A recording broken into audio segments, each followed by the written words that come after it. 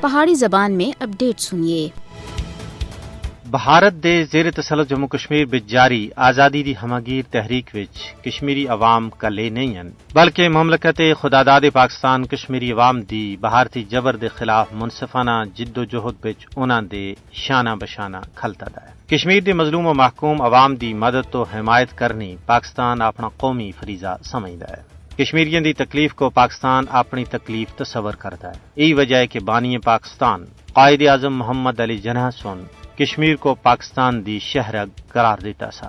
پاکستان دی وزیر اعظم سن حال ہی وچ آخیا ہے کہ اقوام متحدہ دی قرارداداں دے مطابق تنازع کشمیر دے منصفانہ حل تھی بغیر جنوبی ایشیا وچ امن دا قیام ناممکن ہے۔ اس کے علاوہ پاکستان دے army chief general Asif Munir ہوراں سن آخیا ہے کہ پاکستان اپنے کشمیری پراواں دی حق کی خود ارادیت دی جد و جہد وچ انہاں دے نال مضبوطی نال کھلتا ہے۔ یہ آج دی گل نہیں بلکہ پاکستان پچھلی 7 دہائیاں تھیں کشمیریوں دی مقدس تحریک دی سیاسی، سفارتی اور اخلاقی مدد کردا آ رہا ہے۔ پاکستان دی محبت بھارتی ناجائز قبضے دے خلاف کشمیریوں دی جد و جہد کو ایک نواں حوصلہ اور ہمت فراہم کر دی ہے۔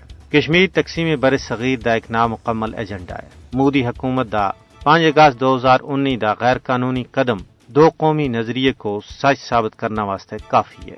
بھارت روب، دھونس اور دباڑے کے ذریعے کشمیری عوام کو خوفزدہ کرنے دی کوشش کر رہا ہے تاکہ کشمیری اپنے مسلمہ حق خود ارادیت تھیں دستبردار ہو جنن۔ لیکن یہ بھارتی مکار حکمرانہ دی خام خیالی ہے۔